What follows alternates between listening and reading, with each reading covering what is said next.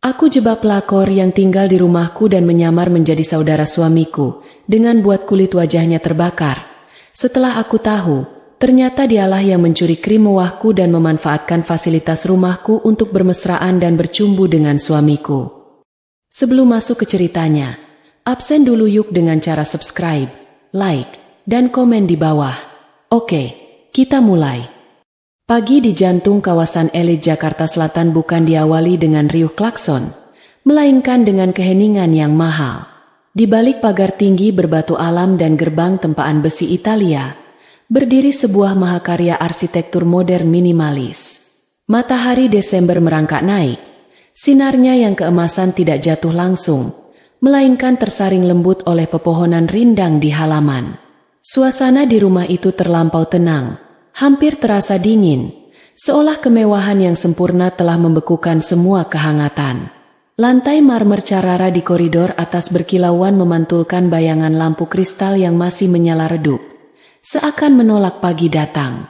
Sudah 3 hari, Cahya Sekar Lembayung, sang pemilik rumah dan juga pemilik firma arsitektur terkemuka yang masih berusia 32 tahun, tidur dalam gelisah yang samar. Semacam intuisi tak menyenangkan. Seperti ada melodi sumbang di tengah simfoni yang harmonis. Rasa-rasanya, ada aroma lain yang menguar dari udara. Bukan aroma bunga lili kesukaannya, tapi sesuatu yang asing, sedikit manis, dan norak. Baru setelah jam berdentang 7 kali dari jam antik di ruang tengah, Lembayung akhirnya bangkit. Ia mengenakan jubah tidur sutra berwarna champagne yang serasi dengan tirai jendela kamar utamanya. Ia berjalan perlahan menuju meja rias marmernya, sebuah altar skincare yang berisi harta benda berharga. Di usia matang ini, Lembayung memiliki segalanya.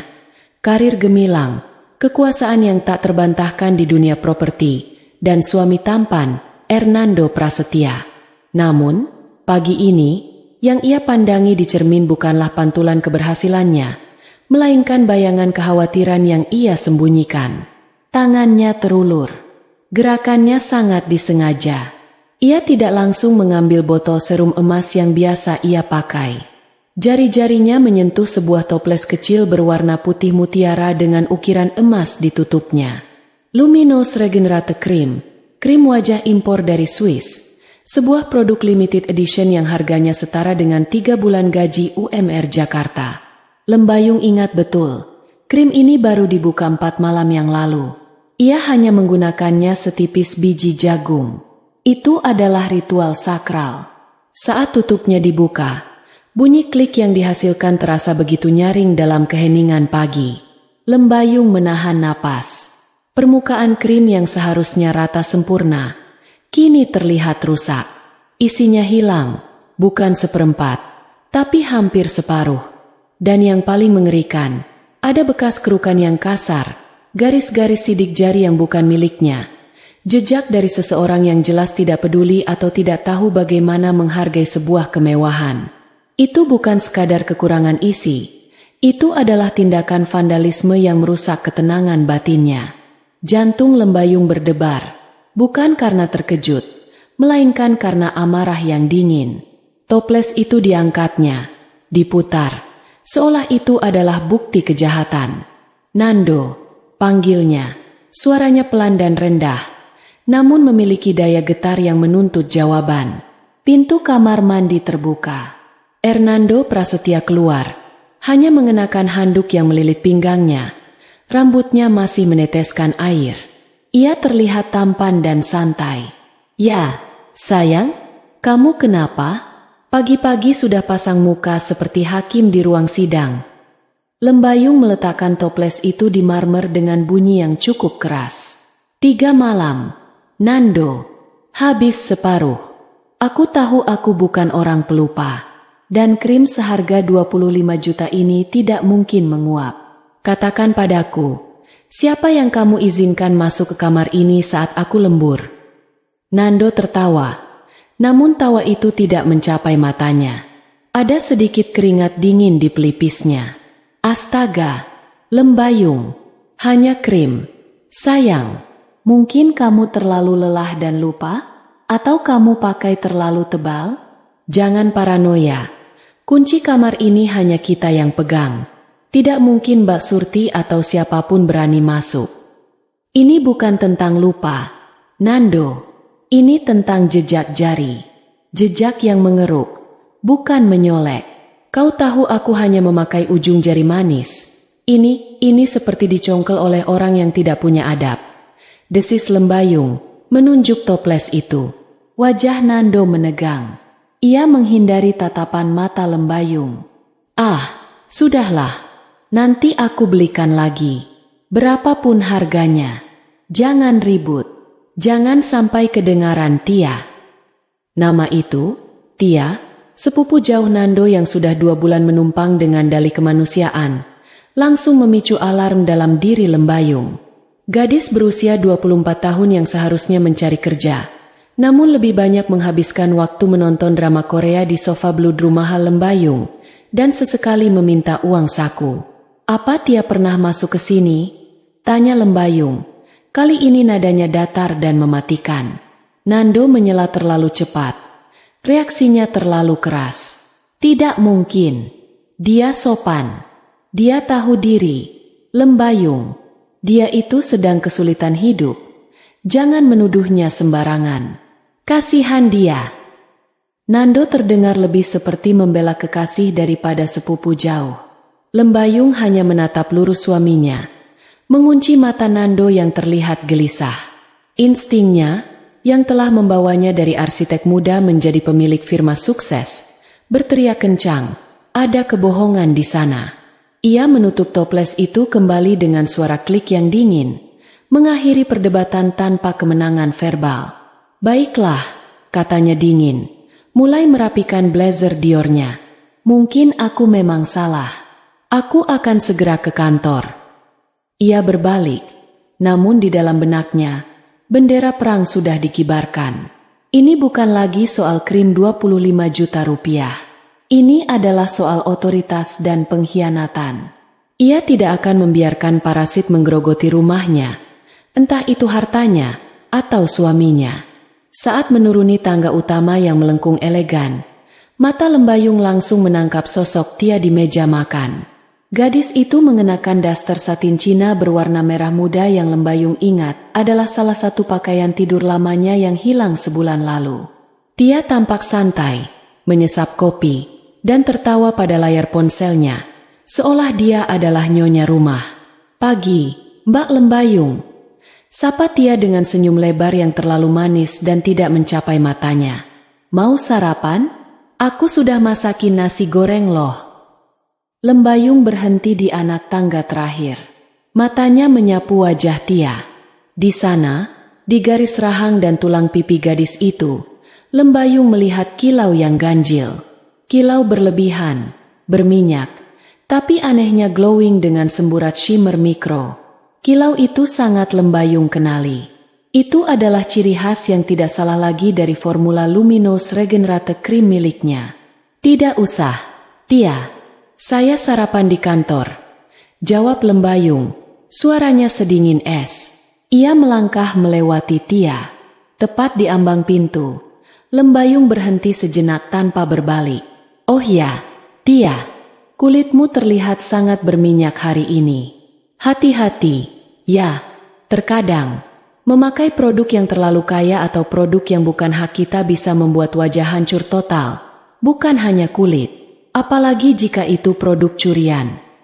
Senyum Tia langsung lenyap, matanya memancarkan kilatan benci yang terang-terangan dan tajam ke punggung Lembayung yang menjauh. Lembayung tidak melihat kilatan itu, tapi dia merasakannya. Ia tahu, dia akan bertindak. Dan di medan pertempuran ini, Lembayung adalah arsiteknya. Permainan baru saja dimulai. Sepanjang perjalanan menuju kantor di kawasan Sudirman, Lembayung tidak bisa fokus. Pikirannya terus berputar pada toples krim yang berkurang dan sikap defensif Nando. Lembayung bukan wanita bodoh yang bisa dikelabui dengan kata-kata manis. Ia membangun bisnisnya dari nol, menghadapi kontraktor nakal dan klien penipu. Menghadapi tikus di rumah sendiri seharusnya tidak jauh berbeda. Ia membatalkan meeting pagi dan membelokkan mobilnya ke sebuah toko elektronik di Mangga 2. Cari apa? Bu? Tanya pelayan toko. Kamera tersembunyi. Yang paling kecil, resolusi tinggi, bisa konek ke HP, dan baterainya tahan lama. Jawab Lembayung tegas. Pelayan itu menyodorkan sebuah perangkat seukuran kancing baju. Ini model terbaru, Bu. Bisa diselipkan di mana saja. Ada sensor geraknya juga. Jadi cuma merekam kalau ada orang lewat. Bungkus 2. Lembayung kembali ke rumah siang itu juga. Pada jam yang tidak biasa. Ia tahu Nando sedang di kantor. Dan Tia biasanya pergi ke mall atau salon murahan jam segini. Tentu saja memakai uang, sangu, dari Nando. Rumah sepi. Lembayung masuk ke kamar utamanya. Jantungnya berdebar. Bukan karena takut. Tapi karena adrenalin. Ia merasa seperti detektif di film thriller. Ia memasang satu kamera di sela-sela tumpukan buku di rak yang menghadap langsung ke tempat tidur. Kamera kedua, yang lebih krusial, ia selipkan di dalam ornamen bunga artifisial di meja riasnya. Lensa kecil kamera itu tersembunyi sempurna di antara kelopak bunga plastik, mengarah tepat ke jajaran skincare mahalnya. Setelah memastikan koneksi ke ponselnya lancar dan sudut pandangnya jelas, Lembayung merapikan segalanya agar terlihat tidak tersentuh. Sebelum pergi, ia mengecek lemari pakaiannya. Benar saja, sebuah tas tangan branded lama yang jarang ia pakai tidak ada di tempatnya. Tas itu ada di kamar tamu bawah, tergeletak sembarangan di lantai kamar Tia. Darah Lembayung mendidih. Ini bukan lagi soal numpang hidup. Ini pencurian. Dan yang lebih menyakitkan adalah pembiaran yang dilakukan Nando. Nando pasti tahu. Mustahil Nando tidak melihat Tia menenteng tas itu. Nikmati waktumu selagi bisa, Tia. Desis Lembayung pelan di depan pintu kamar Tia yang setengah terbuka. Lembayung kembali ke kantor dengan perasaan yang jauh lebih tenang. Sekarang, ia hanya perlu menunggu. Perangkap sudah dipasang. Tikus pasti akan keluar saat merasa kucing sedang pergi. Sore harinya, notifikasi di ponsel Lembayung berbunyi. Motion detected. Kamera 2, Vanity. Jam menunjukkan pukul 15.30. Lembayung sedang memimpin rapat evaluasi proyek. Ia memberi isyarat pada stafnya untuk berhenti sejenak. Lanjut baca laporannya. Saya mau cek pesan penting sebentar. Lembayung membuka aplikasi di ponselnya di bawah meja rapat. Layar ponsel menampilkan siaran langsung dari kamar tidurnya. Di sana, di layar 6 inci itu, ia melihat Tia. Tia masuk ke kamar utama dengan santai, seolah itu kamarnya sendiri. Ia tidak mengetuk, tidak celingukan takut ketahuan. Langkahnya mantap menuju meja rias. Lembayung menahan napas. Tia duduk di kursi rias Lembayung. Ia mengambil toples Luminous Regenerate Cream. Tanpa ragu, Tia mencelupkan 2 jarinya, bukan sekadar mencolek, tapi menyendok isi krim itu. Ia mengoleskannya dengan kasar ke wajah, leher, bahkan sampai ke dada bagian atas. Gila, batin Lembayung. Krim seharga motor itu dipakai seperti body lotion. Tapi yang membuat tangan Lembayung gemetar menahan amarah bukan hanya pencurian itu, melainkan apa yang dilakukan Tia selanjutnya. Sambil meratakan krim di wajahnya, Tia mengambil bingkai foto pernikahan Lembayung dan Nando yang ada di meja. Tia menatap foto itu, lalu tertawa mengejek. Ia mendekatkan wajahnya ke foto, lalu meludah kecil ke arah wajah Lembayung di foto itu. Dari speaker ponsel yang volumenya dikecilkan, lama-lama terdengar suara Tia melalui earpiece yang dipakai Lembayung. Dasar wanita tua sok kecakepan. Tunggu aja, Mbak. Nando itu sukanya sama yang muda dan kencang kayak aku. Krim mahalmu ini gak bakal bisa nyelamatin pernikahanmu. Bentar lagi rumah ini jadi punyaku. Lembayung mematikan layar ponselnya. Wajahnya pucat pasi, namun matanya menyala dengan api kemarahan yang dingin. Rapat hening. Semua staf menatapnya takut-takut. Bu Lembayung, ibu baik-baik saja? Tanya sekretarisnya. Lembayung mengangkat wajah. Senyumnya terukir. Tapi itu adalah senyum paling mengerikan yang pernah dilihat oleh karyawannya. Saya sangat baik, jawab Lembayung tenang. Suaranya stabil namun tajam. Saya baru saja menemukan solusi untuk hama yang selama ini mengganggu proyek hidup saya. Mari kita lanjutkan. Hari itu, Lembayung memutuskan, ia tidak akan melabrak Tia. Melabrak hanya akan membuat Tia menangis. Nando membela, dan akhirnya Tia tetap tinggal dengan alasan tidak punya tempat tujuan. Lembayung butuh hukuman yang membekas. Hukuman yang akan membuat Tia menyesal pernah menyentuh milik Lembayung. Malam itu, suasana makan malam di rumah terasa mencekam, setidaknya bagi Lembayung. Nando dan Tia tampak asyik mengobrol tentang acara TV, seolah mereka adalah pasangan suami istri dan Lembayung adalah orang asing yang menumpang makan. Masakan Tia enak kan, Yang? Tanya Nando, mencoba mencairkan suasana beku di pihak Lembayung. Ini resep dari kampung katanya. Lembayung menatap piringnya. Tumis kangkung dan ayam goreng. Biasa saja. Lumayan. Jawabnya singkat. Tia tersenyum lebar. Wajahnya tampak sangat berminyak. Efek krim curian tadi sore. Makasih, Mbak. Oh iya, Mbak Lembayung mukanya kok kusam banget sih? Capek kerja ya? Makanya Mbak, jangan kerja terlalu keras. Laki-laki kan pengennya lihat istri yang seger di rumah. Kurang ajar. Sindiran itu telak sekali. Lembayung meletakkan sendoknya perlahan. Iya, Tia. Saya kerja keras supaya bisa beli barang-barang bagus. Supaya rumah ini tetap ada AC-nya. Kulkasnya penuh. Dan ia menatap Tia tajam. Supaya orang yang numpang di sini bisa hidup nyaman. Hening. Senyum Tia lenyap seketika. Nando terbatuk-batuk kecil tersedak air minum. Lembayung, kok ngomongnya gitu? Tegur Nando pelan. Loh, bener kan? Saya cuma bilang fakta. Lembayung tersenyum manis, lalu kembali makan dengan anggun.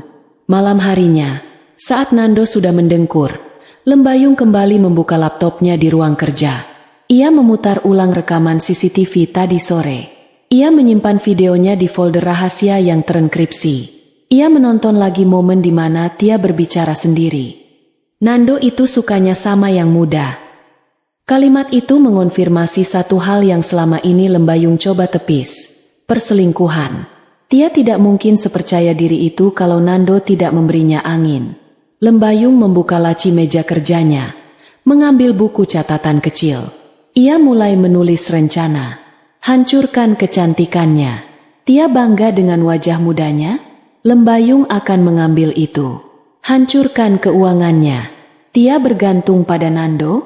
Lembayung akan memutus alirannya. Hancurkan harga dirinya. Tia ingin jadi nyonya rumah? Lembayung akan menendangnya keluar sebagai pencuri. Lembayung teringat percakapan sebulan lalu, saat Tia baru datang. Waktu itu Tia menolak makan udang karena alergi parah. Aku tuh sensitif banget, Mbak. Kena debu dikit gatal, kena kosmetik murah dikit langsung bengkak. Kulitku ini emang kulit bangsawan, gak bisa kena barang kasar. Celoteh Tia waktu itu dengan nada sombong. Kulit sensitif, tidak tahan bahan kimia keras.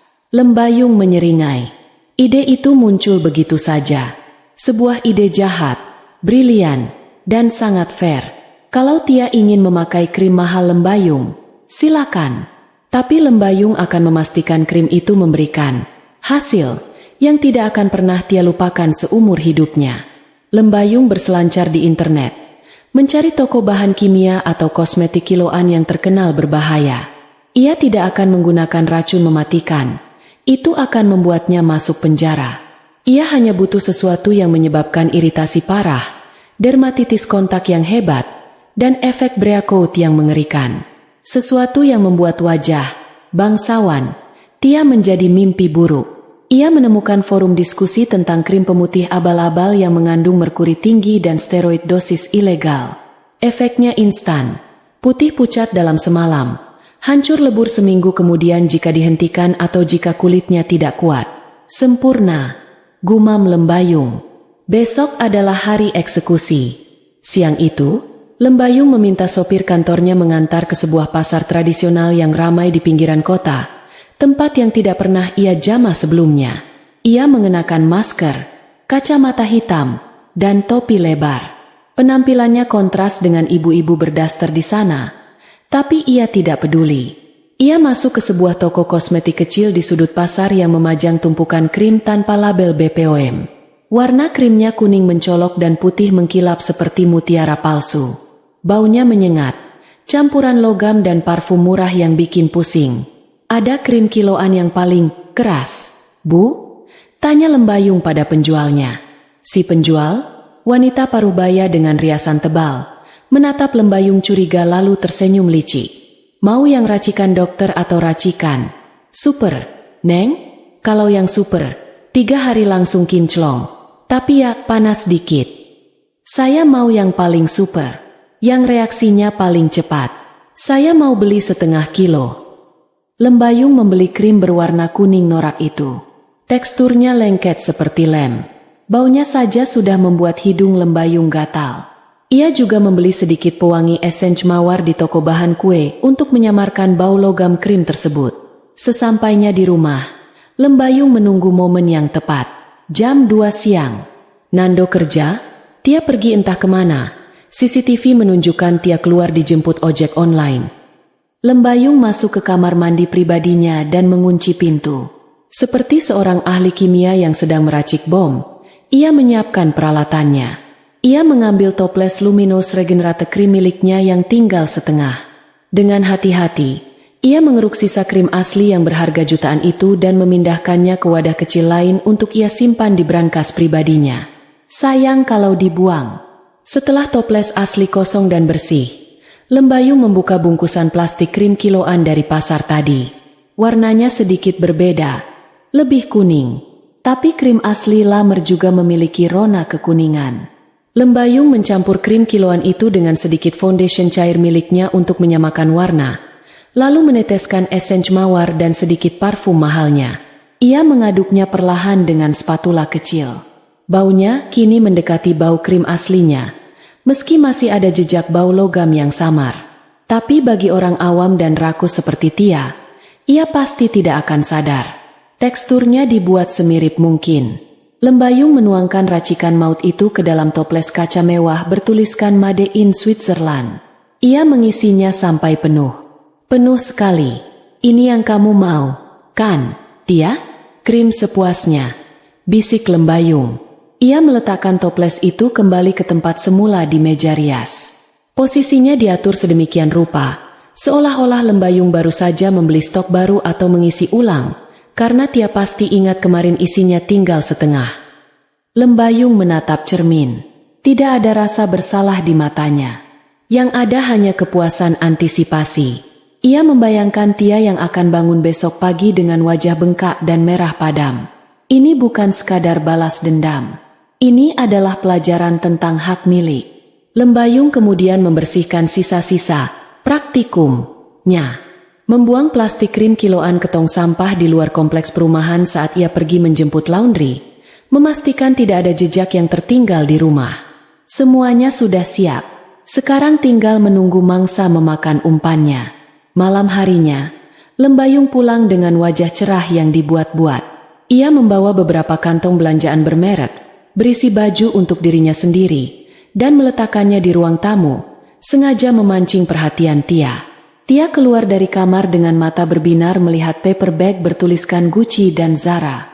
Wah, Mbak Lembayung belanja banyak ya? Tanya Tia, tangannya gatal ingin menyentuh.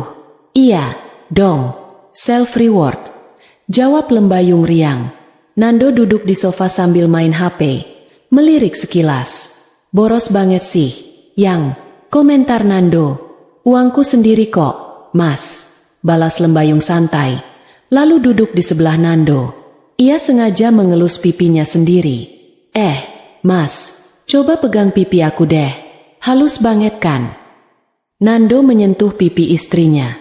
Iya, halus. Kenapa? Itu loh, krim mahal yang dari Swiss itu.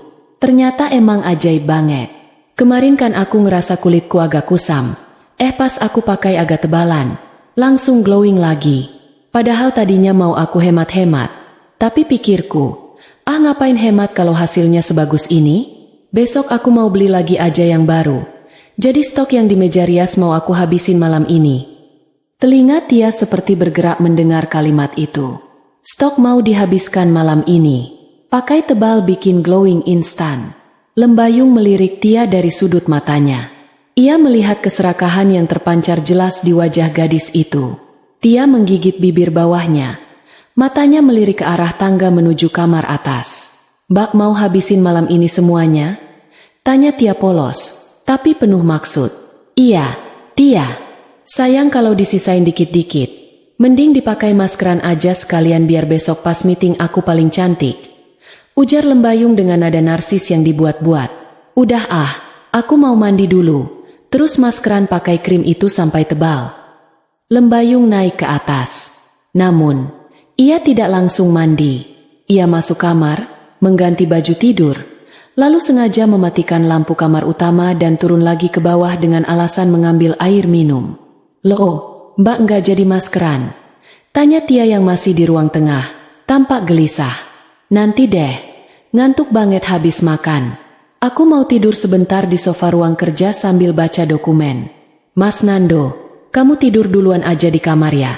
Tapi jangan kunci pintu, nanti aku nyusul." Lembayung masuk ruang kerjanya di lantai bawah, mematikan lampu, dan mengunci pintu dari dalam. Ia tidak tidur. Ia membuka laptopnya, menyalakan akses CCTV. Pertunjukan dimulai. Sekitar pukul 11 malam. Nando sudah masuk kamar dan tertidur. Lembayung bisa melihat gundukan tubuh suaminya di kasur lewat CCTV. Pintu kamar tidak dikunci sesuai permintaan Lembayung. Pintu kamar terbuka perlahan. Sosok ramping menyelinap masuk. Itu Tia. Tia bergerak cepat. Ia tahu Lembayung ada di ruang kerja di lantai bawah. Ini kesempatan emasnya. Ia pikir, daripada krim itu habis dipakai Lembayung nanti, lebih baik ia yang menyelamatkannya sekarang. Tia duduk di depan meja rias. Ia menyalakan lampu kecil di cermin agar tidak terlalu terang. Wajahnya terlihat antusias. Ia membuka toples krim itu. Matanya membelalak senang melihat isinya penuh lagi. "Dasar orang kaya bego," gumam Tia pelan. Suaranya tertangkap samar oleh mikrofon CCTV. Katanya mau dihabisin. Ternyata masih penuh. Rezeki anak soleha. Tanpa curiga sedikit pun, mungkin karena baunya sudah tersamar parfum atau hidungnya tersumbat keserakahan, Tia mulai mengeruk krim itu. Bukan main-main. Ia mengambil segenggam besar. Ia mengoleskannya tebal-tebal ke seluruh wajahnya seperti topeng. Warnanya yang kuning pucat membuat wajah Tia terlihat seperti hantu di dalam remang kamar. Ia juga mengoleskannya ke leher, tengkuk, bahkan bahu. "Biar besok pagi aku lebih cantik dari Lembayung. Biar Mas Nando makin lengket," desisnya. Tia menepuk-nepuk wajahnya agar krim meresap. Ia merasakan sensasi hangat di kulitnya. "Wah, anget. Berarti lagi bekerja nih obatnya.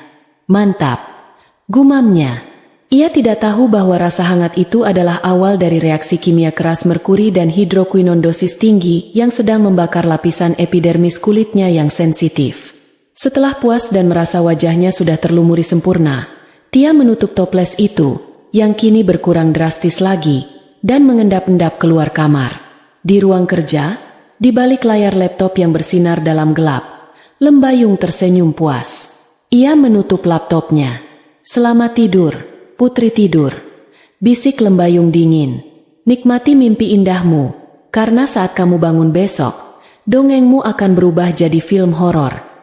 Lembayung bersandar di kursi kerjanya, membiarkan waktu berlalu.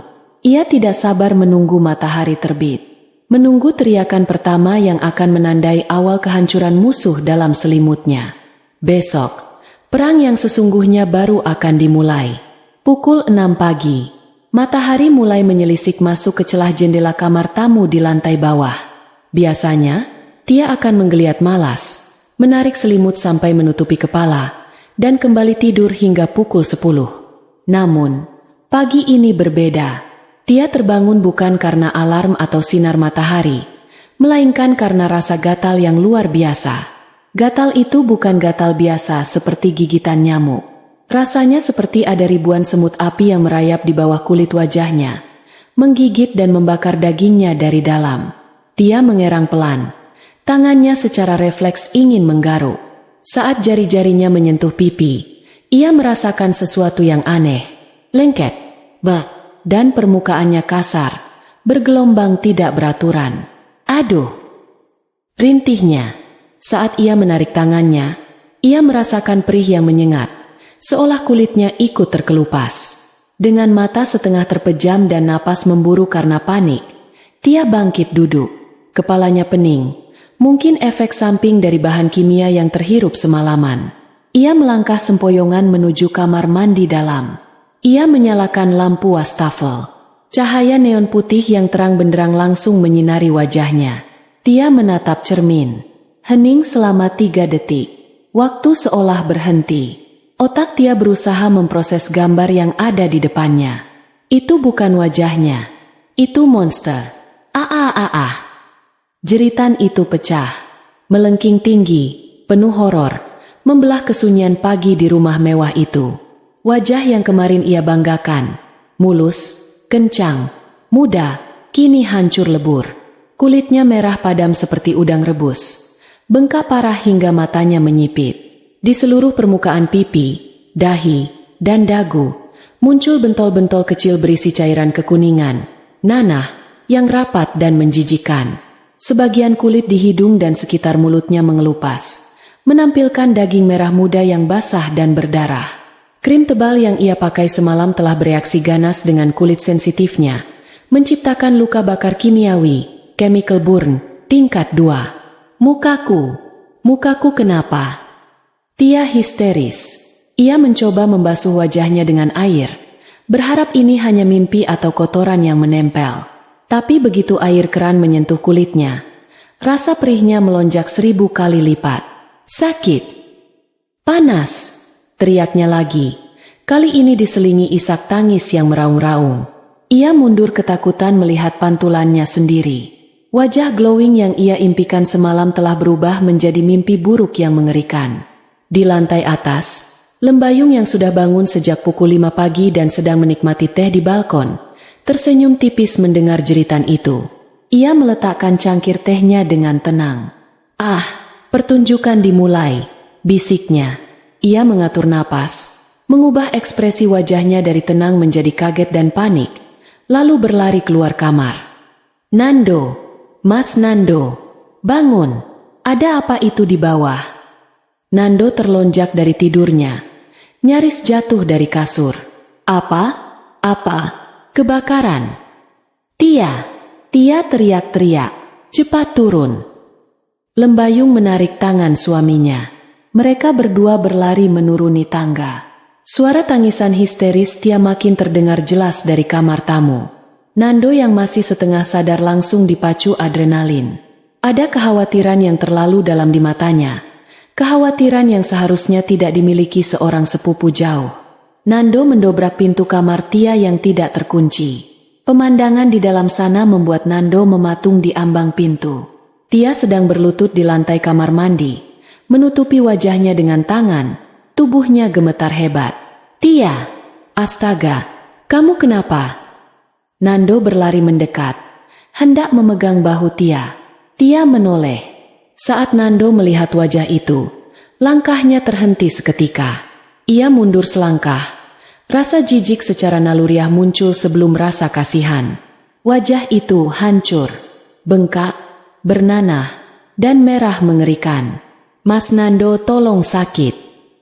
Rintih Tia, air matanya bercampur dengan cairan luka di pipinya, membuat rasa perih makin menjadi. Lembayung muncul dari belakang Nando. Ia menutup mulutnya dengan tangan, matanya membelalak lebar, sebuah akting yang layak mendapat piala Oscar. Ya Tuhan, Tia, pekik Lembayung. Ia tidak mendekat, tapi suaranya penuh nada syok. Wajahmu kenapa? Kamu habis makan apa? Atau kena air keras? Aku nggak tahu, bangun-bangun udah begini. Isak Tia. Ia tidak berani menatap Lembayung. Dalam hati kecilnya, ia tahu ini pasti karena krim itu. Tapi, bagaimana mungkin dia bilang, "Mbak, aku pakai krim curian dari kamarmu dan wajahku jadi begini?" Itu sama saja bunuh diri. Ini parah banget, Mas. Seru Lembayung pada Nando.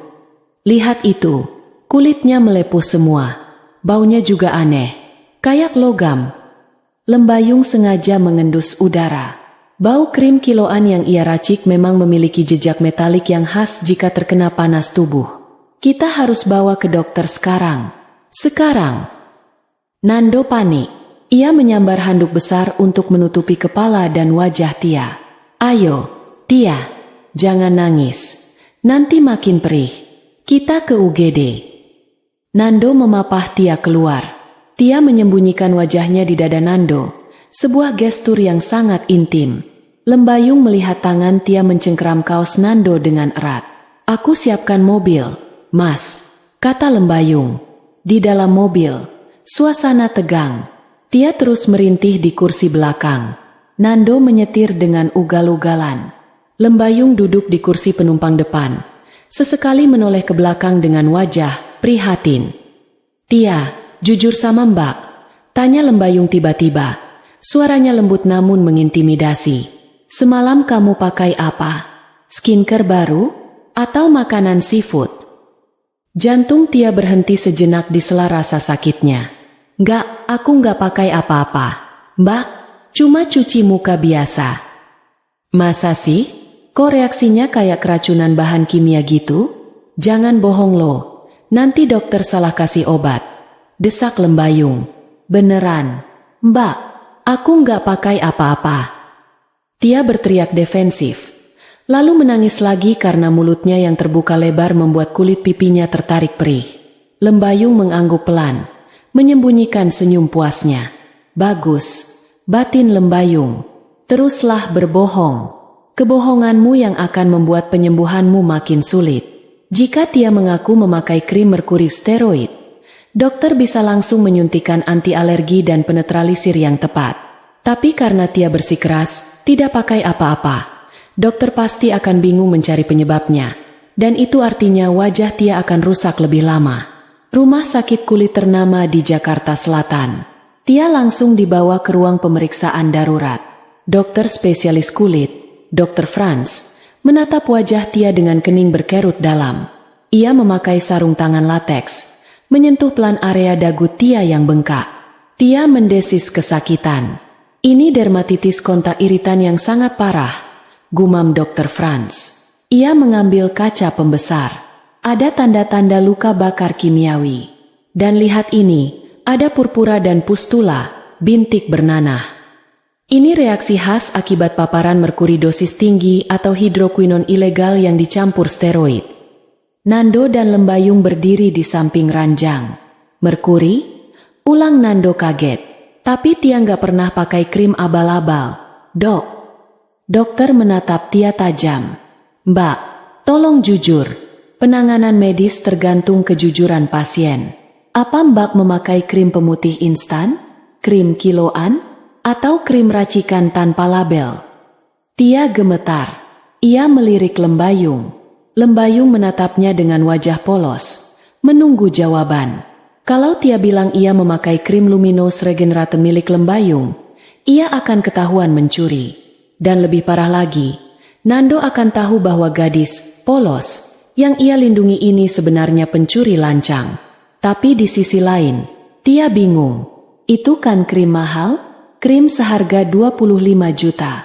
Kenapa isinya merkuri? Apa Lembayung juga tertipu beli krim palsu? Atau pikiran Tia buntu.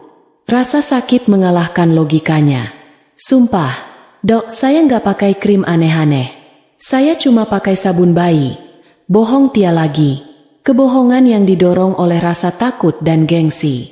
Dr. Franz menghela napas panjang, tampak frustrasi. Mbak, sabun bayi tidak menyebabkan kulit melepuh sampai lapisan dermis begini. Tapi baiklah, kalau Mbak tidak mau mengaku, saya hanya bisa memberikan pengobatan simptomatik. Saya akan suntik kortikosteroid dan beri salep antibiotik untuk mencegah infeksi sekunder. Tapi pemulihannya akan lama karena kita tidak tahu zat pemicu pastinya. Lakukan yang terbaik. Dok, biayanya nggak masalah. Potong Nando cepat. Lembayung mengangkat alis mendengar kalimat. Biaya tidak masalah. Uang siapa? Tia disuntik dan wajahnya diperban sebagian. Ia terlihat seperti korban kecelakaan lalu lintas. Wajahnya bengkak 2 kali lipat ukuran normal. Matanya hanya terlihat segaris. Saat menunggu resep obat di apotek, Lembayung mendekati Nando. "Mas, obatnya mahal banget loh ini. Total sama tindakan dokter habis 5 juta. Asuransi tiakan BPJS kelas 3. Ini rumah sakit swasta, nggak ke cover." Nando tampak gelisah. "Ya mau gimana lagi, Yang? Kasihan dia. Nanti aku ganti deh uangnya." "Pakai kartu kredit siapa?" tanya Lembayung tajam. Kartu tambahan yang kamu kasih buat belanja bulanan," jawab Nando pelan. Tak berani menatap mata istrinya. Lembayung menahan napas agar tidak meledak marah di depan umum. Uang hasil keringatnya memimpin proyek arsitektur sampai pagi, dipakai untuk mengobati wajah pelakor yang rusak karena mencuri barangnya. Ironi yang menyakitkan. "Oke," kata Lembayung dingin. "Pakai saja. Tapi ingat, itu jatah belanja bulanan rumah. Berarti bulan ini kita makan tahu tempe saja ya, Mas?" Nando terdiam, merasa bersalah tapi juga terhimpit. Ia tidak bisa membiarkan Tia menderita. Cintanya, atau nafsunya, pada Tia masih terlalu besar.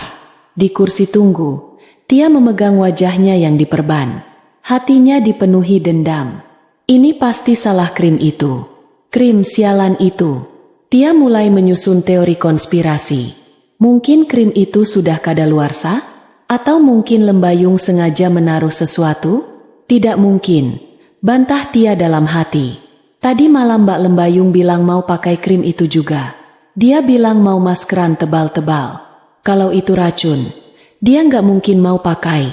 Berarti Tia yang sial? Arg! Tia mengerang frustrasi. Rasa sakit fisik dan kebingungan mental membuatnya nyaris gila. Mereka pulang ke rumah siang harinya. Suasana rumah berubah total. Tia yang biasanya berisik dan sok berkuasa, kini langsung masuk kamar dan mengunci diri. Ia tidak mau siapapun melihat wajah monsternya. Lembayung, dengan santai, masuk ke kamarnya sendiri. Hal pertama yang ia lakukan adalah mengamankan toples krim maut itu. Ia melihat isinya berkurang drastis. Lembayung tersenyum. Ia mengambil toples itu, membawanya ke kamar mandi, dan membuang seluruh isinya ke dalam kloset. Flus. Lalu, ia mencuci toples kaca itu sampai bersih menggunakan sabun cuci piring dan alkohol, menghilangkan semua jejak kimia berbahaya. Setelah bersih dan kering, ia mengambil krim pelembab tubuh, body lotion, biasa yang berwarna putih kekuningan, lalu mengisinya ke dalam toples itu. Sekarang, bukti sudah hilang. Jika Tia atau Nando mau memeriksa krim itu, isinya hanyalah pelembab biasa yang aman. Lembayung meletakkan kembali toples itu di meja rias. Tapi kali ini ia membiarkannya sedikit terbuka, seolah-olah habis dipakai. Sore harinya, Tia keluar kamar karena lapar. Wajahnya masih diperban, tapi bagian matanya terbuka. Ia melihat Lembayung sedang duduk di ruang tengah, menonton TV sambil memakan apel. Wajah Lembayung terlihat segar, bersih, dan baik-baik saja. Darah Tia mendidih. "Mbak," panggil Tia dengan suara serak. Lembayung menoleh. Tia, udah bangun? Mau makan bubur? Udah Mbak suruh Gojek belikan bubur ayam." "Mbak semalam jadi pakai krim itu?" tanya Tia langsung. Matanya menatap tajam penuh selidik. Lembayung mengerutkan kening, pura-pura berpikir. "Krim apa? Oh, krim lamer itu? Jadi dong. Enak banget loh. Tia, lihat nih." Lembayung menunjuk wajahnya sendiri. "Kenyal banget kan pagi ini? Jerawat kecil di dagu aja langsung kempes." Tia ternganga. Tidak mungkin. Tia melihat sendiri Lembayung mengambil toples itu. Kalau Lembayung pakai, kenapa wajahnya mulus? Kenapa cuma wajah Tia yang hancur? "Boleh aku lihat krimnya?" pinta Tia. Suaranya bergetar menahan amarah. "Boleh, ada di meja rias. Ambil aja kalau mau lihat. Tapi jangan dipakai ya, kamu lagi sakit gitu kulitnya," jawab Lembayung santai. Tia setengah berlari menaiki tangga. Rasa sakit di wajahnya diabaikan. Ia masuk ke kamar utama, menuju meja rias. Ia menyambar toples itu. Membukanya. Isinya masih ada. Lotion yang baru diisi lembayung. Warnanya mirip. Tia mengendus. Baunya wangi bunga lembut. Tidak ada bau logam menyengat seperti yang ia rasakan samar-samar semalam. Karena hidungnya kemarin mungkin tersumbat nafsu, ia tidak sadar. Tia mencolek sedikit, mengoleskannya ke punggung tangan.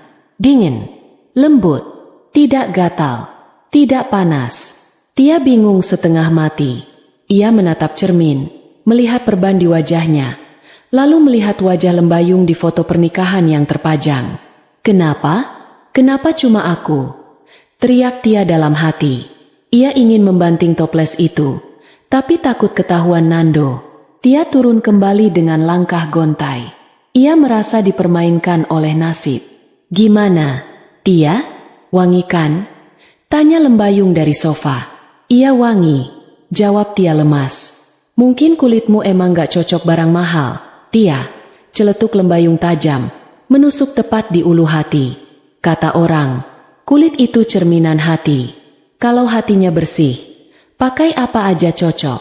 Kalau ada kotoran, di hati ia kadang tubuh menolak kemewahan. Tia menatap lembayung dengan benci. Ia mulai sadar, kalimat itu bukan kebetulan. Lembayung tahu sesuatu, tapi Tia tidak punya bukti. Krimnya aman di tangan lembayung. Tia kembali masuk kamar, membanting pintu. Di dalam, ia menangis lagi. Nando datang mengetuk pintu, membawa obat salep mahal yang baru dibeli. Tia, buka pintunya. Waktunya ganti perban dan pakai salep. Bujuk Nando. Pintu terbuka. Nando masuk. Saat Nando membuka perban Tia untuk mengoleskan salep, Nando harus menahan napas. Baunya tidak sedap. Bau nanah bercampur obat. Wajah Tia terlihat makin mengerikan karena bengkaknya belum surut. Bentol-bentolnya pecah dan mengeluarkan cairan. Nando mengoleskan salep dengan tangan gemetar. Rasa cintanya diuji oleh rasa jijik visual. Manusiawi. Mas, aku jelek ya? Tanya Tia lirih. Nando terdiam sejenak, mencari kata yang tepat. Jeda itu menghancurkan hati Tia. Kamu lagi sakit. Tia, nanti juga sembuh, jawab Nando diplomatis. Tapi matanya menghindari tatapan Tia. 3 hari berlalu. Kondisi Tia tidak membaik secara signifikan. Wajahnya mulai mengering, tapi menjadi hitam dan mengelupas kasar. Fase crusting. Ia terlihat seperti monster berkulit sisik. Dokter bilang butuh waktu berbulan-bulan untuk memulihkan tekstur kulitnya, dan kemungkinan besar akan ada bekas bopeng permanen, scarring. Rumah terasa seperti neraka. Tia uring-uringan, sering membanting barang di kamar. Nando stres karena Tia terus merengek minta dibelikan obat-obatan penunjang yang harganya selangit, serum pemulih jaringan, kolagen impor, DLL. Pagi itu di meja makan, lembayung meletakkan tagihan kartu kredit di depan Nando. Mas, ini apa? Nando melirik kertas itu. Total tagihan melonjak 15 juta rupiah dalam 3 hari. Pembelian di apotek, klinik kecantikan, dan suplemen. Itu buat Tia. Kasihan dia. Dia depresi berat. Bela Nando. Mas, gaji kamu bulan ini sudah habis buat bayar cicilan mobilmu sendiri. Ini pakai limit belanja dapur dan kebutuhan rumah. Kamu sadar enggak? Lembayung meninggikan suaranya sedikit. Kamu lebih mentingin wajah sepupumu daripada makan kita sebulan. Kamu kan punya banyak uang. Lembayung, perusahaanmu lagi untung besar kan? Pelit banget sama saudara sendiri. Nando membentak balik. Rasa frustrasi membuatnya lepas kendali. Lembayung menatap Nando dingin. Uangku adalah uangku. Uang perusahaan adalah uang perusahaan. Kamu sebagai suami harusnya menafkahi, bukan menggerogoti aset istri buat orang lain. Ingat mas, rumah ini, mobil yang kamu pakai, semuanya atas namaku. Nando terdiam. Kartu as itu selalu membuat nyalinya ciut. Ia sadar posisinya lemah. Ia hanyalah manajer menengah dengan gaji pas-pasan yang beruntung menikahi wanita kaya raya. Mulai hari ini, aku blokir kartu tambahannya. putus Lembayung tegas. Kalau Tia butuh obat, suruh dia minta orang tuanya di kampung. Atau kamu cari uang tambahan sendiri. Jadi ojek online kek. Atau jual jam tanganmu. Kamu tega. Desis Nando. Aku realistis. Dan satu lagi, Mas, aku mulai risih. Tetangga mulai nanya, kenapa ada perempuan muda tinggal di sini dan kamu sering banget masuk kamarnya buat ngobatin? Jangan sampai ada fitnah. Mas, jaga nama baikku. Skakmat, Lembayung berdiri, merapikan blazernya, dan berangkat kerja. Meninggalkan Nando yang pusing 7 keliling. Sepeninggal Lembayung, Nando masuk ke kamar Tia. Tia sedang bercermin, lagi, mengelupasi kulit matinya dengan paksa hingga berdarah. Mas, salepnya habis. Beliin lagi dong yang merek Perancis itu. Rengek Tia tanpa menoleh. Gak bisa, Tia, kata Nando lelah. Tia berbalik. Wajahnya yang bopeng hitam menatap Nando. Maksudnya? Lembayung blokir kartunya. Aku gak punya uang cash segitu. Gajiku baru turun 2 minggu lagi. Terus aku gimana? Mas tega lihat mukaku kayak gini? Ini gara-gara tinggal di rumah sialan ini tahu nggak? Tia mulai histeris, melempar bantal ke arah Nando. Kamu suami macam apa? Katanya cinta sama aku. Katanya mau ceraikan nenek lampir itu. Diam, Tia. Nando membentak. Ia mulai muak. Muak dengan teriakan, muak dengan permintaan uang, dan sejujurnya muak melihat wajah Tia. Dulu Tia adalah pelarian yang manis, cantik, dan penurut. Sekarang Tia adalah beban yang buruk rupa dan menuntut. Kamu jangan kurang ajar ya. Kamu numpang di sini. Kalau Lembayung dengar kamu ngomong gitu, kita berdua bisa diusir. Biarin diusir. Asal Mas tanggung jawab balikin mukaku. Nando memijat pelipisnya. Ia keluar kamar dan membanting pintu, meninggalkan Tia yang meraung-raung. Dari kamera CCTV tersembunyi di rak buku ruang tamu, yang juga merekam suara sampai ke lorong kamar Tia, Lembayung yang sedang di kantor mendengarkan pertengkaran itu lewat earphone-nya. Ia menyesap latenya dengan nikmat. Retakan sudah mulai muncul, gumam Lembayung. Bagus. Sekarang saatnya menekan lebih dalam sampai hancur berkeping-keping. Lembayung membuka kontak di ponselnya. Ia mencari nomor telepon seseorang. Ibu Ratna, ibu mertua ibunya Nando. Lembayung menekan tombol panggil. Suaranya berubah menjadi menantu yang sedih dan bingung. Halo, ibu? Maaf ganggu. Iya, ini Lembayung. Bu, bisa datang ke Jakarta lusa? Ada masalah sama Nando dan Tia. Iya bu. Sepertinya Tia sakit parah dan Nando, yah. Ibu lihat sendiri saja nanti. Saya takut salah ngomong. Sekalian ajak ibunya Tia ya. Bu, kasihan Tia butuh dukungan keluarga. Lembayung memutus sambungan. Ia mengundang penonton untuk babak terakhir nanti. Keluarga besar harus melihat wajah asli Tia, baik wajah fisiknya yang hancur, maupun wajah hatinya yang busuk.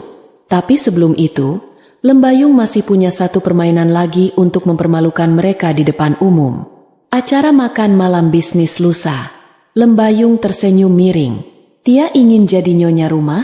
Baiklah, aku akan berikan panggungnya. Seminggu pasca, tragedi wajah. Kondisi rumah semakin suram. Tia mengurung diri di kamar tamu yang kini baunya apek. Campuran antara aroma obat salep, nanah yang mengering, dan ventilasi yang jarang dibuka. Wajah Tia sedang dalam fase terburuk, purging dan crusting. Kulit yang melepuh mulai mengering menjadi keropeng hitam tebal yang kaku. Sementara di sela-sela retakannya masih merembes cairan bening lengket. Rasa gatalnya tak tertahankan.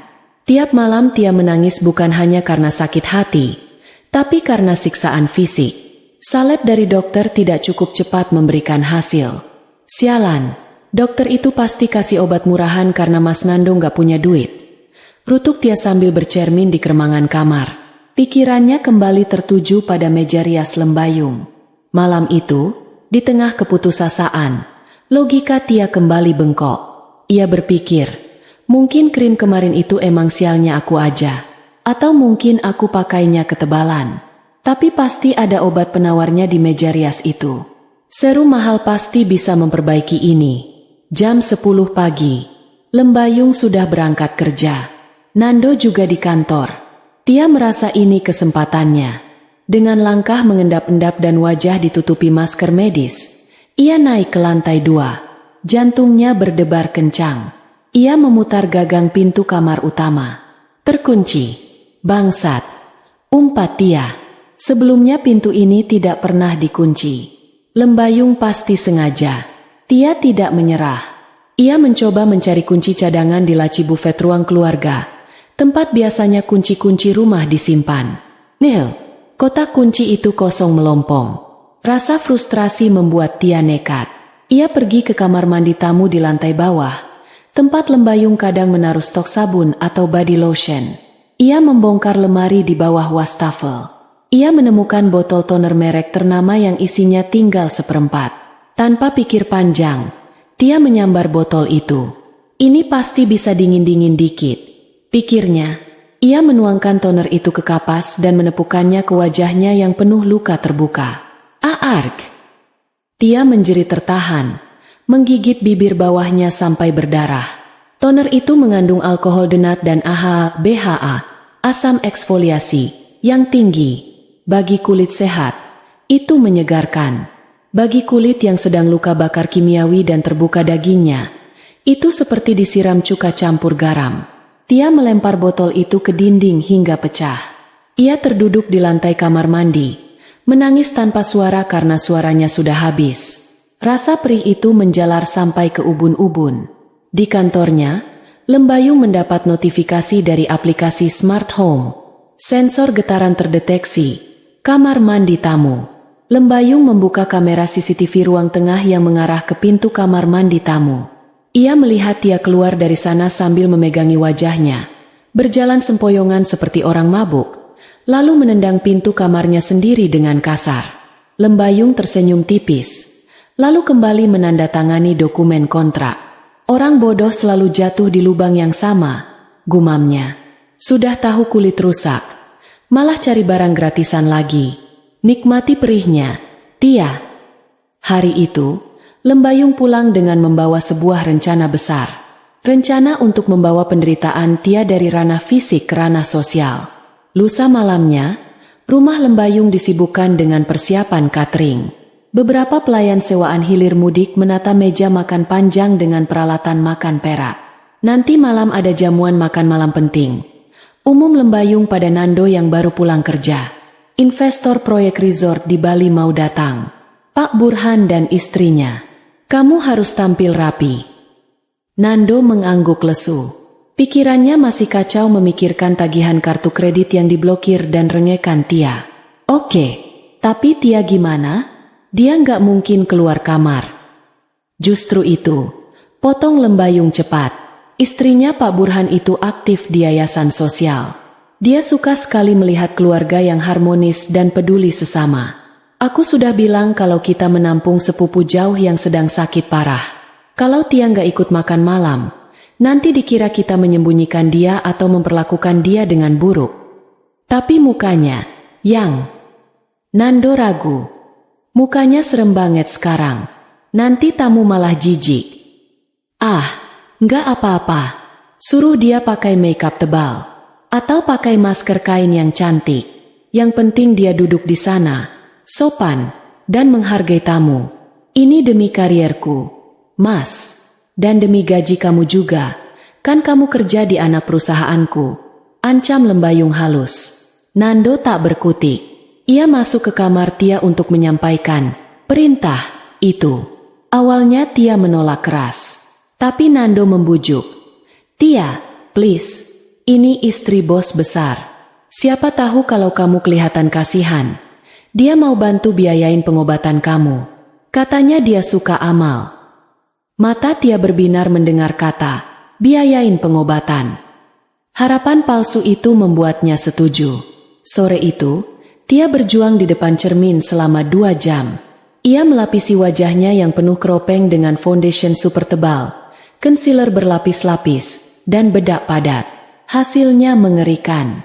Tekstur kulitnya yang tidak rata membuat makeupnya terlihat menggumpal, pecah-pecah, caki, dan seperti topeng tanah liat yang retak di musim kemarau. Nanah di bawah kulitnya membuat permukaannya bergelombang. Namun, di cermin yang remang, Tia merasa lumayan. Setidaknya warna merah darahnya tertutup warna beige tebal. Ia memakai gaun terbaiknya, yang sebenarnya bekas punya Lembayung yang ia ambil diam-diam dulu. Jam 7 malam. Tamu datang. Pak Burhan dan Bu Sinta, pasangan paruh baya yang elegan. Mereka duduk di meja makan. Lembayung tampil memukau dengan gaun sutra biru tua. Kulitnya bersinar sehat di bawah lampu kristal. Nando duduk di sampingnya, tersenyum kaku. Dan di ujung meja, duduk Tia. Perkenalkan, Bu Sinta, Pak Burhan. Ini Tia, sepupu suami saya, kata Lembayung dengan nada penuh simpati yang dibuat-buat. Dia tinggal di sini sementara karena sedang berjuang melawan penyakit kulit yang cukup serius. Bu Sinta memandang Tia. Matanya menyipit. Ada kilatan kaget yang tak bisa disembunyikan. Tia tersenyum kaku. Senyum itu membuat lapisan foundation tebal di pipinya retak. Cairan kuning bening merembes keluar dari retakan bedak itu. Terlihat kontras dan menjijikan. Oh halo, Nak Tia, sapa Bu Sinta canggung. Sakit apa kalau boleh tahu? Alergi? Iya, Bu. Kulit saya sensitif sekali, jawab Tia. Suaranya dibuat semanis mungkin. Udara di ruang makan terasa panas bagi Tia. Keringat mulai muncul, bercampur dengan nanah dan minyak di wajahnya, melunturkan makeup tebal itu. Saat pelayan menyajikan sup krim jamur, Tia menunduk untuk menyendok. Tiba-tiba, serpihan kerak makeup bercampur kulit kering dari dagunya jatuh plung, masuk ke dalam mangkuk supnya sendiri. Bu Sinta melihat itu. Dia menutup mulutnya dengan serbet, menahan mual. Ya ampun, Tia, seru Lembayung. Pura-pura kaget tapi suaranya cukup keras. Kulitmu rontok ke makanan. Aduh, hati-hati dong. Itu kan aduh. Maaf ya Bu Sinta, Pak Burhan. Tia ini memang kulitnya sedang luruh. Mungkin menular, mungkin tidak. Dokter masih bingung. Kata menular membuat Pak Burhan langsung meletakkan sendoknya. Nafsu makannya hilang total. Wajah Tia memerah padam di balik topeng bedaknya. Ia merasa ditelanjangi. Saya permisi. Tia berdiri kasar. Kursinya berdecit nyaring. Ia berlari ke kamar belakang sambil menutupi wajahnya yang kini makeupnya luntur berleleran seperti badut horor. Suasana hening. Maafkan sepupu kami ya, desah Lembayung. Wajahnya sedih. Dia memang agak emosional sejak wajahnya hancur karena salah pergaulan dan gaya hidup. Salah pergaulan? Tanya Bu Sinta penasaran. Ya begitulah, Bu. Suka coba-coba hal instan. Ingin cepat cantik. Ingin cepat kaya, akhirnya malah merusak diri sendiri. Sindir Lembayung telak. Nando hanya bisa menunduk, meremas serbet di pangkuannya. Ia merasa sindiran itu juga menampar wajahnya. Makan malam itu berlanjut dengan canggung, di mana Nando merasa seperti terdakwa yang sedang diadili. Setelah tamu pulang, bom waktu itu meledak. Nando membanting pintu rumah setelah mengantar tamu ke mobil. Ia berbalik menatap Lembayung yang sedang santai menyuruh pelayan membereskan meja. Kamu sengaja ya? Bentak Nando. Lembayung menoleh perlahan. Alisnya terangkat satu. Sengaja apa? Sengaja mempermalukan Tia. Kamu tahu dia sakit. Kamu tahu mentalnya lagi down. Tapi kamu malah jadiin dia tontonan sirkus depan investor. Kamu bilang dia salah pergaulan. Penyakit menular. Kamu punya hati enggak sih? Lembayung memberi isyarat pada pelayan untuk pergi ke dapur, membiarkan mereka berdua di ruang tengah yang luas. Mas, suara Lembayung rendah tapi tajam. Kamu sadar siapa yang kamu bela? Dia sepupuku. Dia manusia. Dia benalu. Mas, potong Lembayung dingin. Ia melangkah mendekati suaminya. Tatapannya mengintimidasi. Dia tinggal di sini gratis, makan gratis, listrik gratis, dan saat dia sakit karena kebodohannya sendiri, kamu membebankan biayanya ke aku. Dan sekarang, Saat aku minta dia duduk sopan demi bisnis yang membiayai hidup kita semua, kamu bilang aku jahat. Tapi caranya nggak gitu. Lembayung, kamu bikin dia kayak monster. Dia memang terlihat seperti monster sekarang, Mas, dan tingkah lakunya lebih buruk dari monster. Lembayung tertawa sinis. Kamu pikir aku buta? Kamu pikir aku nggak lihat tatapan dia ke kamu? Tatapan kamu ke dia. Jantung Nando berhenti berdetak sesaat. Wajahnya pucat. Maksud kamu apa? Lembayung mundur selangkah, menikmati ketakutan di mata suaminya. Ia belum mau membuka kartu as sekarang. Ia ingin Nando tersiksa perlahan oleh rasa was-was. Maksudku, Mas, kalian berdua terlalu akrab untuk ukuran sepupu jauh. Hati-hati, tetangga punya mata. Aku punya mata. Lembayung berbalik badan, hendak naik ke tangga. Lembayung, panggil Nando. Suaranya tak lagi membentak, tapi memohon. Tolonglah, kasihani dia sedikit. Dia butuh pengobatan serius. Wajahnya bisa cacat permanen kalau nggak ditangani sekarang. Lembayung berhenti di anak tangga ketiga tanpa menoleh.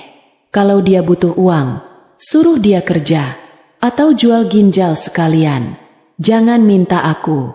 Uangku cuma untuk orang-orang yang setia dan tahu diri.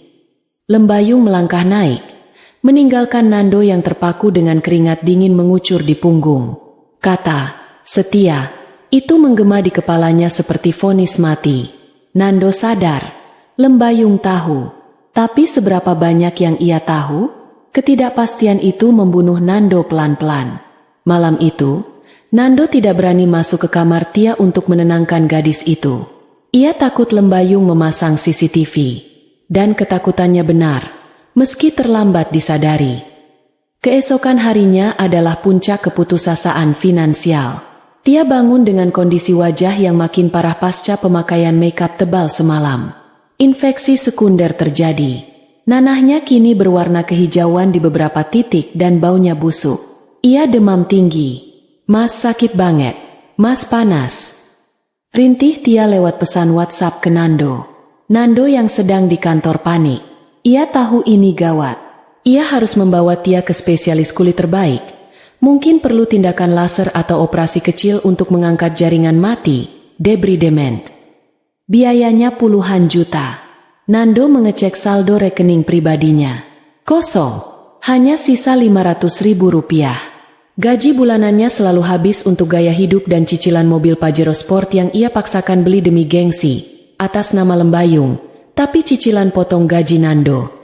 Satu-satunya harapan Nando adalah deposito berjangka yang ia buka bersama Lembayung 3 tahun lalu. Nilainya sekitar 200 juta. Itu uang, jaga-jaga. Status rekeningnya joint account, rekening bersama, dengan syarat tanda tangan salah satu pihak bisa mencairkan. Tipe OR, atau begitulah yang Nando ingat. Nando izin keluar kantor. Ia memacu mobilnya ke bank cabang terdekat. Saya mau cairkan deposito nomor sekian, kata Nando pada teller, menyerahkan KTP dan buku tabungan. Teller mengetik di komputer, lalu keningnya berkerut. Ia memanggil supervisor. Nando mulai gelisah. Kakinya mengetuk-ngetuk lantai. Maaf, Pak Nando, kata supervisor bank dengan sopan. Deposito ini tidak bisa Bapak cairkan. Loh, kenapa? Ini kan rekening bersama saya dan istri saya. Benar, Pak, tapi seminggu yang lalu, Ibu Lembayung sudah mengubah status rekening ini menjadi joint account tipe N. Artinya, pencairan harus dengan tanda tangan dan kehadiran kedua belah pihak. Bapak tidak bisa ambil sendiri. Dunia Nando runtuh. Seminggu yang lalu, itu tepat setelah kejadian wajah Tia rusak. Lembayung sudah mengantisipasi ini. Lembayung sudah memblokir semua jalan keluar. Bisa ditelepon istri saya? Tanya Nando putus asa, meski ia tahu jawabannya. Sudah kami coba hubungi untuk konfirmasi, tapi nomor Ibu Lembayung sibuk. Nando keluar dari bank dengan langkah gontai. Matahari Jakarta yang terik terasa membakar kulitnya. Tapi hatinya dingin membeku. Ia merogoh saku, mengambil ponsel, dan menelepon Lembayung. Diangkat. Halo, Mas? Kenapa telepon jam kerja? Suara Lembayung terdengar renyah dan profesional. Kamu kunci depositonya? Bisik Nando. Suaranya bergetar menahan amarah dan tangis. Oh, kamu ke bank? Mau ambil uang? Lembayung tertawa kecil. Tawa yang menusuk. Buat apa, Mas? Buat beli tas baru? Atau buat operasi plastik? Sepupu, kamu. Dia butuh dokter.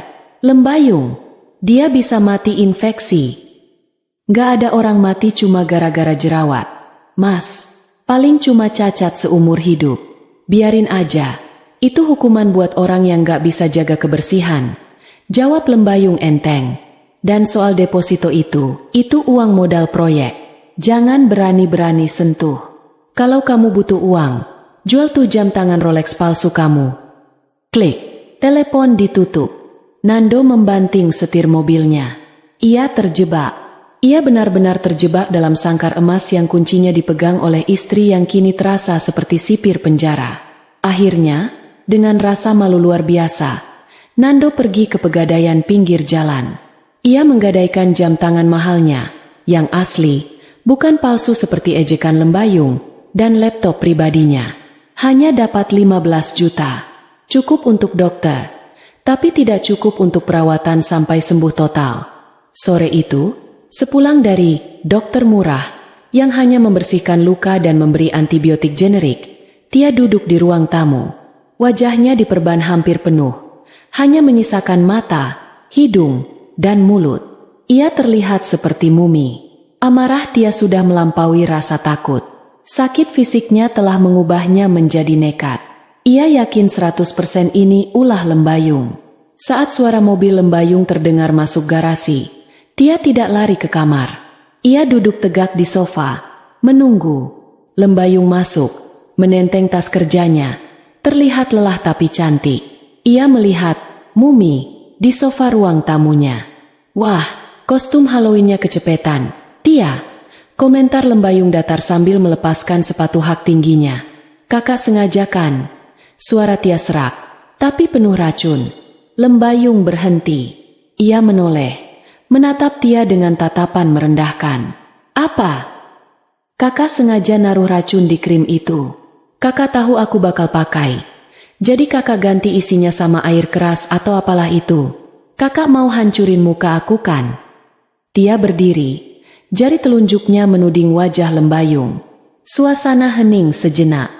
Nando yang baru masuk dari garasi terdiam di pintu, tak berani melerai.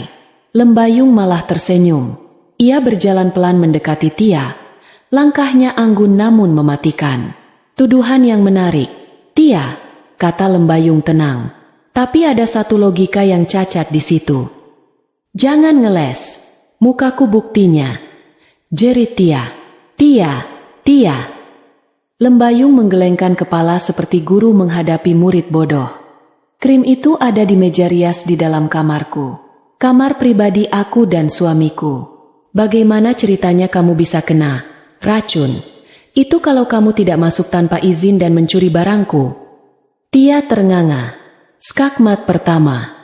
Kalau kamu tidak punya niat mencuri, wajahmu pasti masih mulus sekarang. Jadi, siapa yang salah? Aku yang menaruh barang di kamarku sendiri? Atau kamu, tikus got yang lancang masuk ke wilayah orang lain? Tapi itu jebakan. Kakak tahu aku bakal ambil. Oh, jadi kamu mengakui kalau kamu pencuri? Pancing Lembayung cepat. Aku. Tia tergagap. Aku cuma mau coba. Kakak kan kaya. Krim segitu doang gak bakal miskin. Kenapa harus dihancurin mukaku? Karena kamu tidak hanya mencuri krim, Tia. Suara Lembayung merendah, menjadi bisikan yang hanya bisa didengar mereka bertiga di ruangan itu.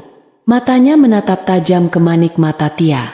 Kamu mencoba mencuri hal lain yang bukan milikmu. Kamu pikir aku tidak tahu? Lembayung melirik sekilas ke arah Nando yang mematung di pintu. Tia gemetar. Ia sadar Lembayung sedang bicara soal Nando. Dengar baik-baik, lanjut Lembayung. Kini suaranya kembali normal tapi tegas. Ini rumahku, aturanku. Kalau kamu tidak suka wajahmu hancur, Silakan pergi dari sini. Tapi jangan harap bisa menuntutku. Bukti krimnya mana? Sudah kamu pakai semua kan di wajahmu yang rakus itu? Dan toplesnya?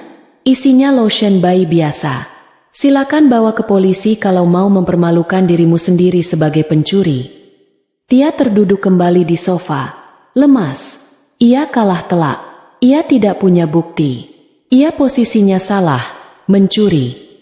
Dan ia tidak punya uang untuk melawan. Mulai besok, kata Lembayung sambil berjalan menuju tangga. Aku tidak mau lihat kamu berkeliaran di ruang tamu saat aku pulang. Bau nanahmu bikin aku mual. Diam di kamarmu atau angkat kaki. Lembayung naik ke atas, meninggalkan Tia yang menangis meraung-raung dan Nando yang bersandar di dinding dengan wajah putus asa. Di lantai atas, Lembayung masuk kamar dan mengunci pintu. Ia menarik napas panjang, lalu menghembuskannya. Tangannya sedikit gemetar karena adrenalin. Sabar, bisiknya pada diri sendiri. Sedikit lagi, lusa, keluarga besar datang. Saatnya pertunjukan terakhir. Ia mengeluarkan ponselnya, membuka folder tersembunyi yang berisi kompilasi video CCTV. Video Tia mencuri, video Tia meludahi foto pernikahan, video Tia dan Nando berpelukan mesra, dan rekaman suara mereka merencanakan menguasai harta Lembayung. Lembayung mengirim pesan ke grup WhatsApp keluarga besar, keluarga Nando dan keluarga Tia. Undangan silaturahmi makan siang keluarga. Hari, Minggu, lokasi, rumah kami, agenda. Ada pengumuman penting tentang Tia dan Nando. Pesan terkirim, centang biru bermunculan. Jebakan terakhir sudah dipasang. Tidak akan ada yang selamat kali ini. Minggu pagi itu, langit Jakarta tampak mendung, seolah alam sedang bersiap menurunkan badai yang sejalan dengan suasana di dalam rumah mewah Lembayung. Persiapan jamuan makan siang keluarga sudah selesai. Aroma masakan Padang, rendang, ayam pop, dan gulai menguar dari dapur, disiapkan oleh catering langganan. Namun, tidak ada selera makan yang terpancar dari wajah Nando. Pria itu duduk di tepi ranjang kamar utamanya, menatap koper yang sudah disiapkan Lembayung di sudut ruangan. Kenapa ada koperku? Tanya Nando dengan suara parau saat Lembayung keluar dari walk-in closet, mengenakan terusan batik sutra yang anggun. Untuk persiapan, jawab Lembayung singkat sambil memasang anting berlian. Mungkin kamu ada dinas luar kota mendadak? Atau mungkin pindah rumah? Lembayung, jangan bercanda. Ibu sama bapak mau datang sebentar lagi. Jangan bikin keributan, pinta Nando. Keringat dingin membasahi pelipisnya. Di lantai bawah, situasi lebih panas. Tia, yang wajahnya masih diperban sebagian, terutama di pipi yang keropengnya mulai mengelupas meninggalkan bekas daging merah muda dan cekungan bopeng, sedang mondar-mandir di ruang tamu. Ia tahu orang tuanya akan datang. Ia malu, tapi ia juga melihat ini sebagai peluang. Kalau aku ngadu ke bapak sama Simbok soal perlakuan Mbak Lembayung, mereka pasti bela aku. Mas Nando juga nggak bakal tega lihat aku disudutkan, pikir Tia naif. Saat Lembayung turun tangga, Tia langsung menghadang. Matanya yang tidak tertutup perban menatap nyalang. Mbak mau ngadu apa ke orang tuaku? Tanya Tia agresif. Lembayung berhenti di anak tangga terakhir, menatap Tia dari ketinggian. Aku nggak perlu ngadu. Tia, fakta bicara sendiri. Halah, paling Mbak mau jelek-jelekin aku karena aku sakit kan? Mbak takut Mas Nando lebih perhatian sama aku. Tia keceplosan karena emosi. Lembayung tersenyum miring. Oh, jadi kamu mengakui kalau suamiku perhatian sama kamu? Iya, kenapa? Tia menantang, merasa tidak ada ruginya lagi. Asal Mbak tahu ya, Mas Nando itu udah muak sama sifat Mbak yang sok berkuasa, sok sibuk, dan dingin. Dia itu butuh istri yang melayani, yang manja, kayak aku. Makanya dia betah di kamarku. Lembayung tidak marah. Ia justru tertawa kecil. Tawa yang terdengar ganjil di telinga Tia. Teruskan, Tia. Keluarkan semua unek-unekmu. Biar lega. Mbak pikir aku takut? Mas Nando udah janji bakal nikahin aku kalau Mbak ceraikan dia. Rumah ini, mobil, semua bakal jadi milik kami. Mbak yang bakal diusir karena mandul dan gak bisa nyenengin suami. Teriak Tia, suaranya melengking memenuhi ruang tengah. Nando yang baru turun tangga berlari panik dan membekap mulut Tia. Tia, diam. Kamu ngomong apa sih gila? Tia meronta, melepaskan tangan Nando. Biarin dia tahu. Mas, biar kita nggak usah sembunyi-sembunyi lagi. Toh mukaku udah hancur gara-gara dia. Sekarang waktunya dia bayar. Lembayung menepuk tangannya perlahan. Prok, prok, prok. Bagus sekali presentasinya, kata Lembayung tenang. Sayang sekali penonton utamanya belum datang. Tapi tenang saja. Rekaman, barusan sudah cukup jadi pembuka. Lembayung menunjuk ke sudut ruangan, ke arah kamera CCTV kecil yang lampunya berkedip merah. Wajah Nando berubah pucat pasi. Ia lupa mematikan CCTV itu. Bel pintu berbunyi. Ah, tamu kehormatan sudah datang, ujar Lembayung riang, seolah tidak baru saja mendengar dirinya dihina mandul dan akan diusir. Ia berjalan ke pintu depan dengan senyum lebar, meninggalkan Nando dan Tia yang terpaku dalam ketakutan. Ruang keluarga itu kini penuh sesak. Di sofa panjang sebelah kanan, duduk orang tua Nando, Pak Harjo dan Bu Ratna, yang datang jauh-jauh dari Solo dengan wajah sumringah rindu pada anak menantu. Di sofa sebelah kiri, duduk orang tua Tia, Pak Liksumo dan Bu Liksri, yang terlihat canggung dengan kemewahan rumah itu. Tia duduk terpojok di kursi tunggal, menundukkan wajahnya yang mengerikan. Bu Liksri sempat menjerit histeris saat pertama kali melihat wajah anaknya tadi di pintu, tapi Lembayung menenangkannya dengan alasan, nanti dijelaskan di dalam. Nando duduk di sebelah ibunya, gelisah seperti cacing kepanasan. Jadi, enduk Lembayung, buka Pak Harjo dengan wibawa seorang pensiunan guru. Ada acara apa ini kok tumben mengumpulkan kami semua? Apa ada kabar gembira? Apa kalian mau punya momongan? Pertanyaan itu membuat suasana hening. Nando menunduk makin dalam. Lembayung tersenyum santun, menuangkan teh untuk mertuanya. Bukan Pak, Bu, justru saya mengundang Bapak Ibu semua ke sini karena saya ingin membersihkan rumah ini. Ada banyak kotoran dan hama yang selama ini saya biarkan, tapi ternyata makin lama makin merusak pondasi. Maksudnya apa, Mbak? Tanya Pak Liksumo bingung. Rumah sebagus ini kok ada hamanya? Hama manusia, Pak Lik, jawab Lembayung tegas. Ia berdiri, mengambil remote control TV. Layar LED 80 inci di dinding menyala. Sebelum kita makan siang, saya ingin menayangkan sebuah film pendek. Saya harap Bapak dan Ibu menontonnya sampai habis tanpa memotong. Setelah itu, silakan Bapak dan Ibu yang menilai sendiri. Lembayung menekan tombol play. Video dimulai. Skene 1. Pencurian skincare di layar. Terlihat jelas sosok Tia masuk ke kamar utama. Kualitas videonya HD. Semua orang bisa melihat Tia membuka laci, menggeledah meja rias, dan mengambil segenggam besar krim wajah Lembayung. Loh, itu kan Tia, bisik Bu Liksri kaget. Kok masuk kamar mbakmu lancang begitu? Skene 2. Penghinaan video berlanjut ke adegan Tia mengoleskan krim sambil memegang foto pernikahan Lembayung dan Nando. Suara Tia terdengar jernih keluar dari soundbar mahal.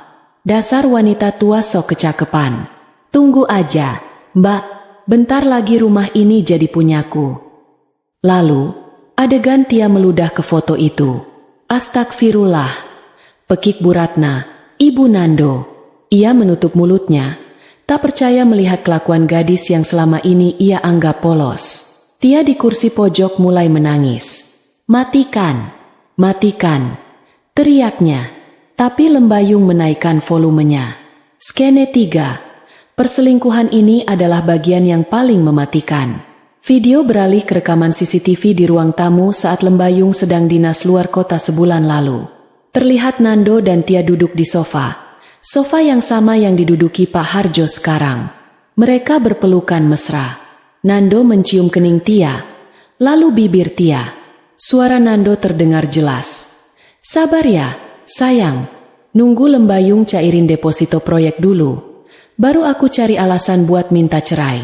Kita bisa pakai uang itu buat modal nikah.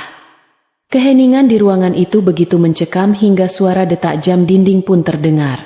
Skene 4. Pengakuan tadi pagi video terakhir adalah rekaman yang baru terjadi 30 menit lalu.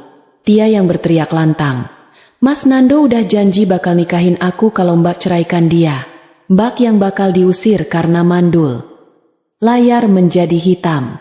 Lembayung mematikan TV. Ia berbalik menghadap keluarga besar itu. Wajahnya tenang.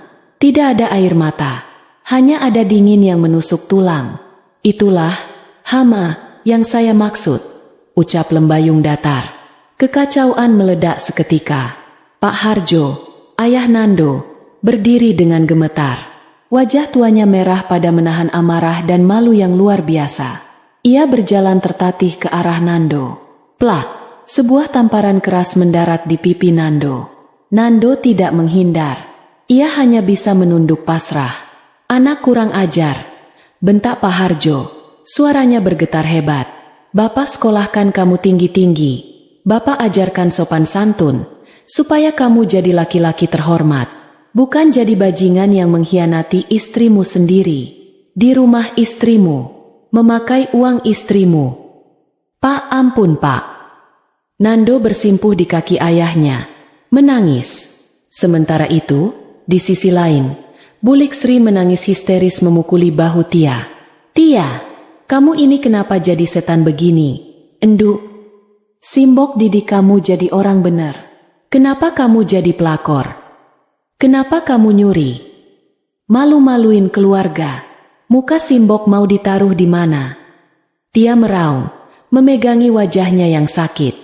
Sakit? Embok, jangan dipukul. Ini semua salah Mbak Lembayung. Dia ngeracunin mukaku.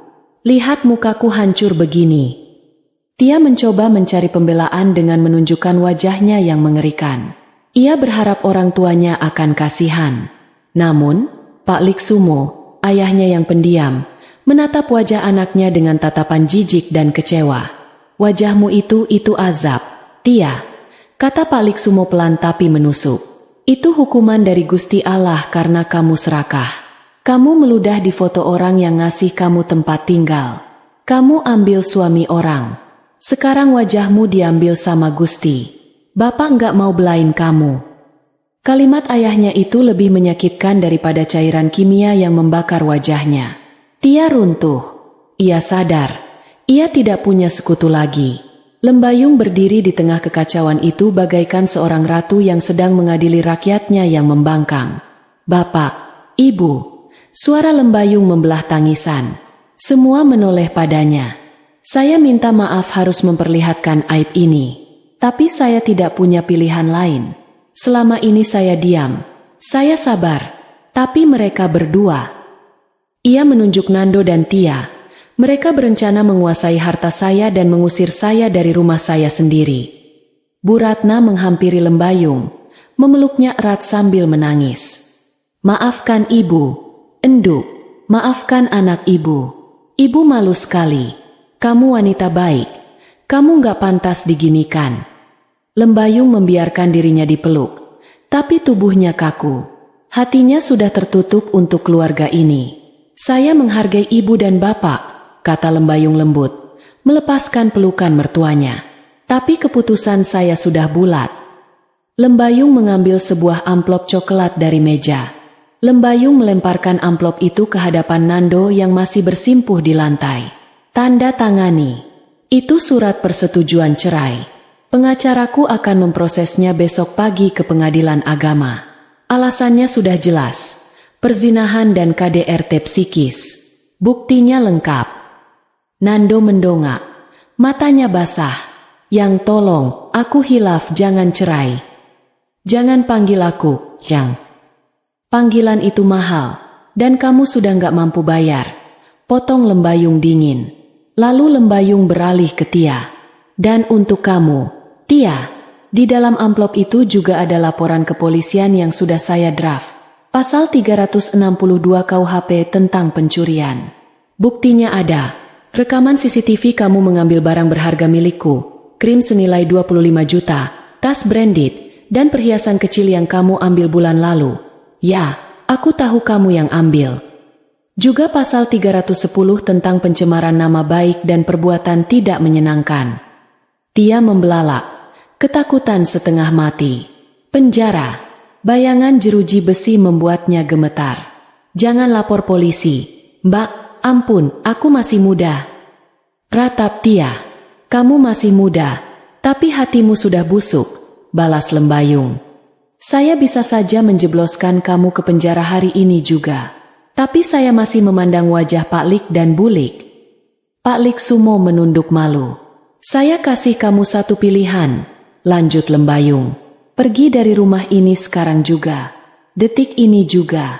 Jangan bawa apapun kecuali baju-baju kumal yang kamu bawa saat pertama kali datang ke sini. Tas branded, baju branded, kosmetik, ponsel yang dibelikan Nando pakai uangku, tinggalkan semua. Dan Nando, Lembayung menatap suaminya. Kopermu sudah siap di kamar. Mobil Pajero itu atas namaku. Kuncinya tinggal di meja. Kartu kredit, ATM, semua sudah aku blokir. Silakan angkat kaki bersama, calon istri, idamanmu ini. Lembayung, aku mau tinggal di mana? Aku nggak punya uang. Nando merengek seperti anak kecil. Itu bukan urusanku lagi. Kamu punya kaki, punya tangan. Atau mungkin kamu bisa tinggal di kontrakan Tia? Katanya cinta sejati itu tidak memandang harta, kan? Buktikan. Lembayung menoleh ke arah pintu depan yang sudah dibuka lebar oleh Satpam kompleks yang sengaja dipanggil Lembayung untuk berjaga-jaga. Pak Satpam, tolong bantu mereka keluar.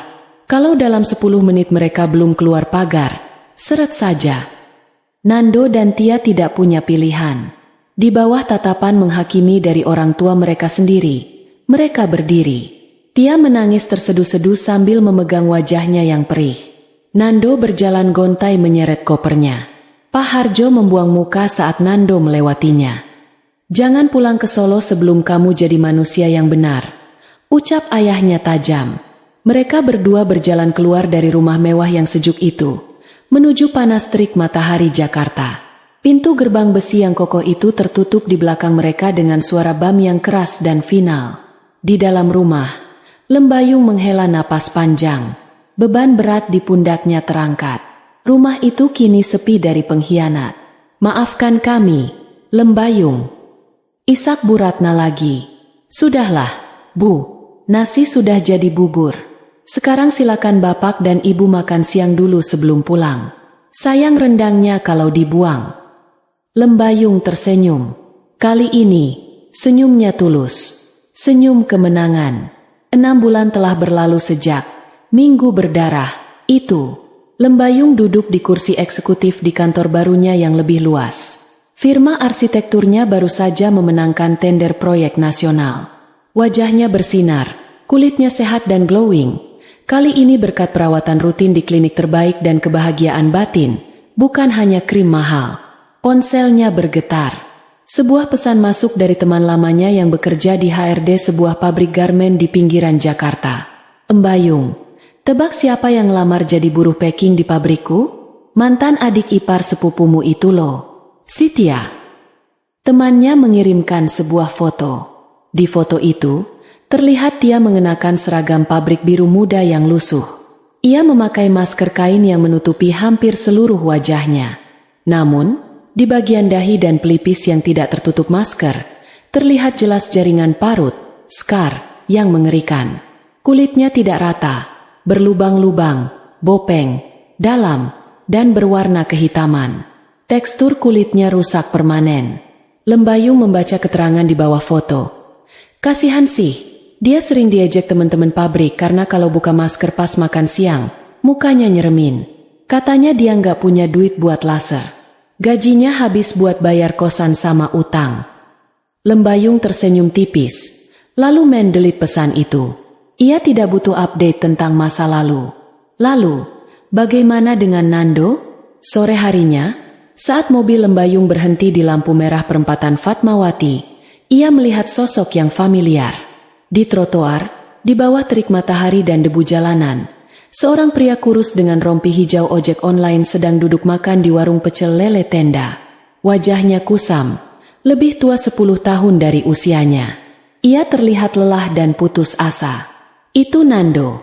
Mobil Pajero yang dulu ia banggakan sudah ditarik leasing atau dijual Lembayung. Nando tak tahu pastinya. Jam Rolexnya sudah melayang di Pegadaian. Karirnya hancur karena Lembayung menggunakan koneksinya untuk memastikan tidak ada perusahaan arsitek Bonafide yang mau menerima pengkhianat yang mencuri uang perusahaan istri. Namanya masuk blacklist informal di industri itu. Nando menatap jalanan kosong dengan tatapan kosong. Ia teringat dulu ia duduk di dalam mobil ber-AC yang nyaman, disupiri, dan tinggal di rumah gedongan. Sekarang, ia harus bertarung dengan aspal demi uang 50.000. Dan Tia, hubungan mereka hancur seminggu setelah diusir. Hidup susah membuat cinta palsu mereka menguap. Mereka saling menyalahkan, bertengkar hebat, dan akhirnya berpisah jalan. Nando membenci Tia karena membuatnya miskin. Tia membenci Nando karena tidak bisa membiayai perbaikan wajahnya. Lampu lalu lintas berubah hijau. Lembayung menginjak gas mobil sport barunya. Ia melaju meninggalkan Nando yang masih termangu di pinggir jalan. Ia tidak menoleh lagi. Kaca spionnya hanya untuk melihat masa depan, bukan sampah di belakang. Sesampainya di rumah, Lembayung masuk ke kamarnya yang kini terasa sangat luas dan damai. Ia duduk di meja rias. Di sana, berjejer skincare mahalnya. Ia mengambil toples krim luminous regenerati yang baru ia beli kemarin. Ia membukanya. Mencium aroma mawarnya yang mewah. Kecantikan itu investasi, gumam Lembayung sambil mengoleskan krim itu ke wajahnya yang mulus. Dan investasi terbaik adalah membuang aset yang merugikan. Ia menutup toples itu. Hidupnya sempurna kembali. Wajah pelakor itu hancur selamanya. Keadilan telah ditegakkan, bukan dengan pedang, tapi dengan krim wajah dan cermin kebenaran. Gimana? Puas banget kan lihat endingnya? Tapi jujur, kalau kamu ada di posisi Lembayung, apa yang bakal kamu lakukan? A. Langsung usir. B. Hancurkan wajahnya dulu baru usir. Ketik tim A atau tim B di kolom komentar. Aku mau tahu seberapa kejam kalian.